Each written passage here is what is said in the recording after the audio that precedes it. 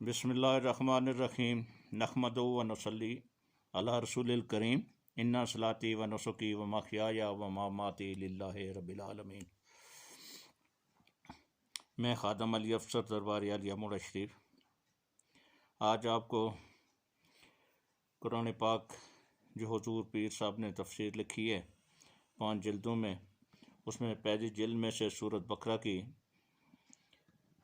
तफसीर आयत नंबर 16 की पढ़कर सुनाऊंगा।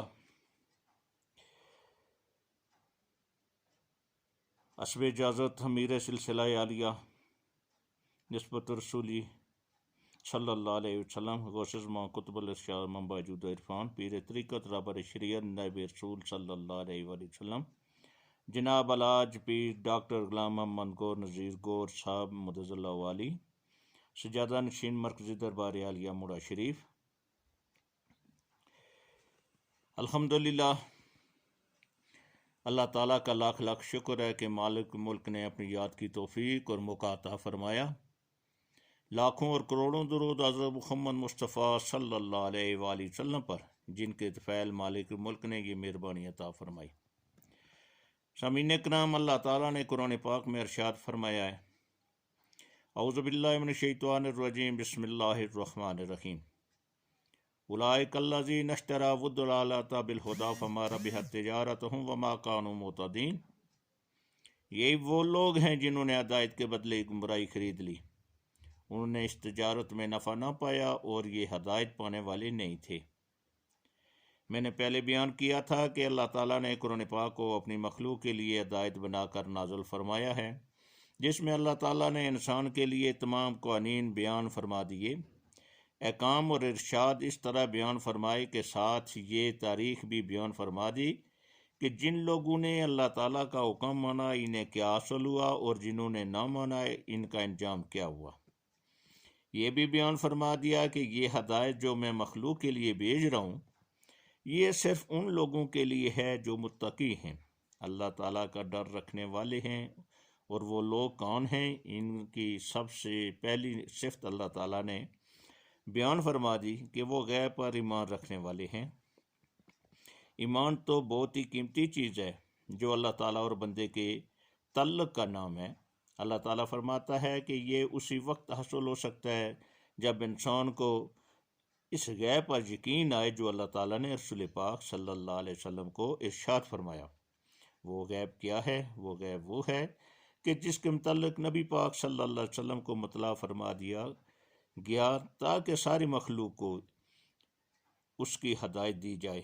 नबी पाक सल्लल्लाहु अलैहि वसल्लम को इरशाद फरमा दिया गया कि कुल हुवल्लाहु अहद अल्लाहु समद लम यलिद वलम यूलद वलम यकुल लहू कुफुवन अहद। है मुहम्मद सल्लल्लाहु अलैहि वसल्लम, आप इन लोगों को बता दें कि जिसने इन्हें पैदा किया, जो इनका मालिक है, जो इनका खालिक है, वो अल्लाह ताला वहदहू ला शरीक है, वो बेनियाज है, वो किसी का मोहताज नहीं, सारी मखलूक उसकी मोहताज है। वो किसी का बेटा नहीं, ना उसका कोई बेटा है और इसके बराबर कोई नहीं हो सकता, उसका हमसर नहीं। ये गैब किस तरह पता चला? ये नबी पाक सल्लल्लाहु अलैहि वसल्लम की ज़ुबान मुबारक से पता चला और इस पे ईमान और यकीन रखना ही अल्लाह ताला और बंदे का ताल्लुक़ है। अब जिसकी बात पर यकीन किया जाता है, जिस पर जब तक उसकी इज़्ज़त और अज़मत दिल में न हो, उसकी बात पर यकीन मुश्किल है बल्कि नामुमकिन होता है। इसकी बात से ज़्यादा, इसके हुक्म से ज़्यादा इसकी ज़ात से तल्लुक़, मोहब्बत, इज़्ज़त और एहतराम ज़रूरी है। मालूम हुआ कि नबी पाक सल्लल्लाहु अलैहि वसल्लम की मोहब्बत, हुज़ूर सल्लल्लाहु अलैहि वसल्लम की ताज़ीम और हुज़ूर सल्लल्लाहु अलैहि वसल्लम से तल्लुक़ की पहले ज़रूरत है। इसके बाद हुज़ूर सल्लल्लाहु अलैहि वसल्लम के इरशाद पर अमल करना ज़रूरी है।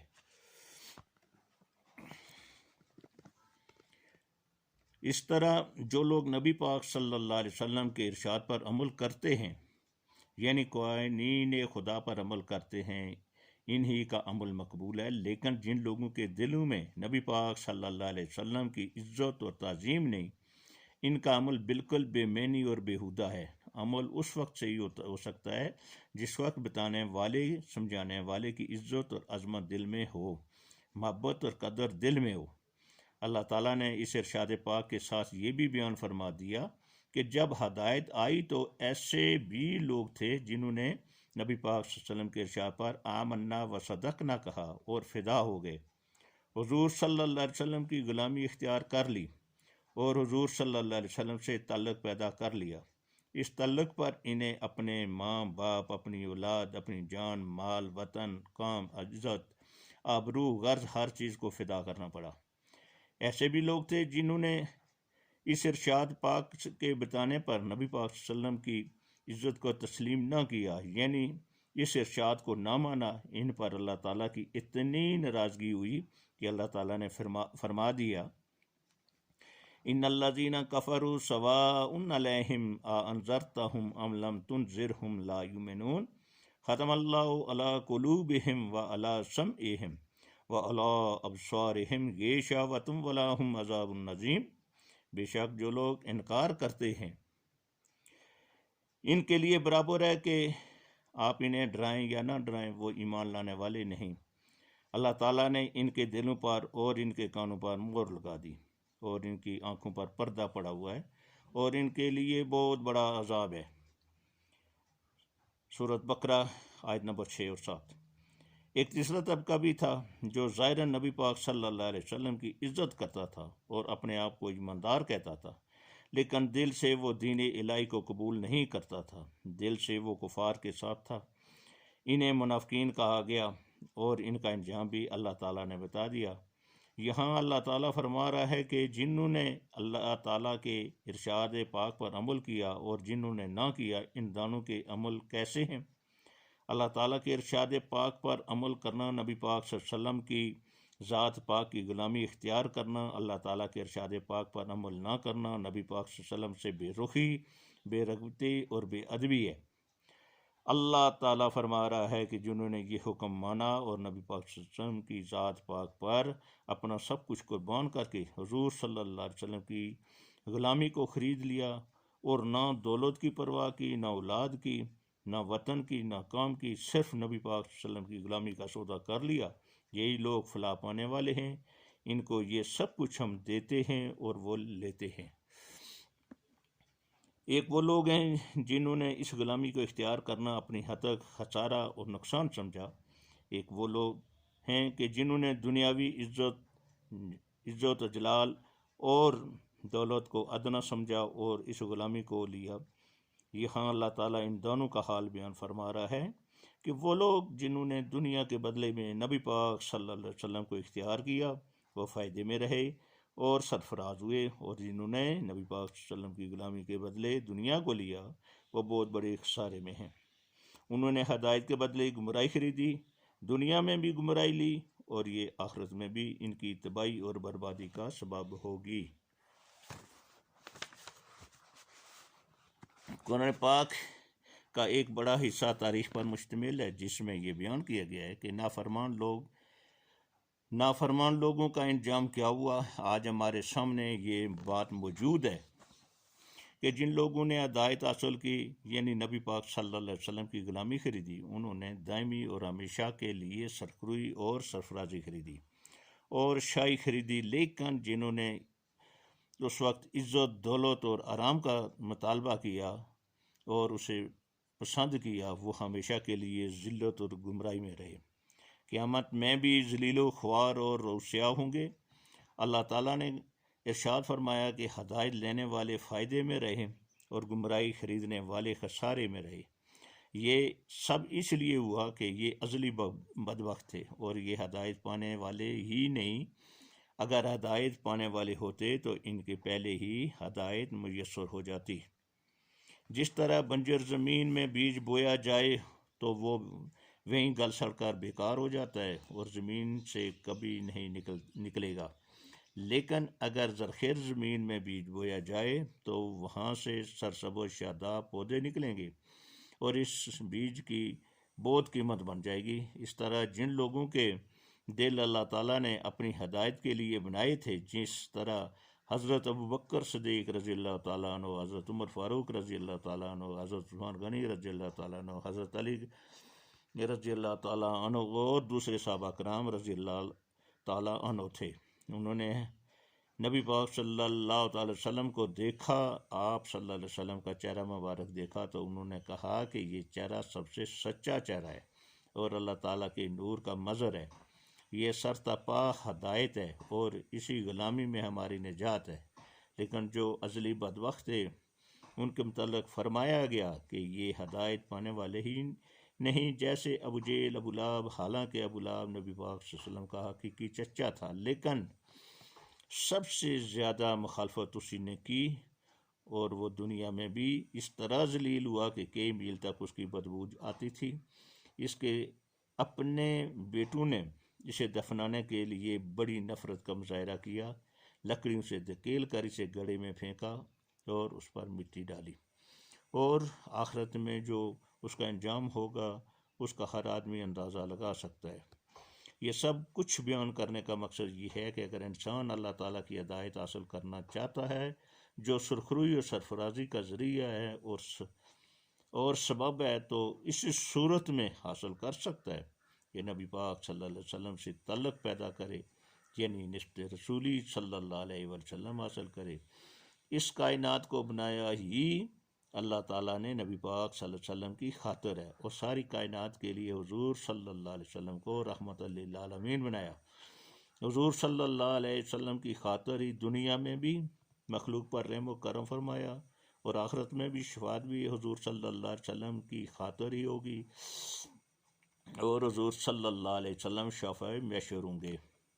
جب نبی پاک صلی اللہ علیہ وسلم معراج شریف پر تشریف لے گئے تو اللہ تعالیٰ نے حضور صلی اللہ علیہ وسلم سے فرمایا کہ میں نے آپ صلی اللہ علیہ وسلم کی امت کو اس لیے غریب رکھا تاکہ قیامت میں ان کو حساب نہ دینا پڑے۔ میں نے آپ صلی اللہ علیہ وسلم کی امت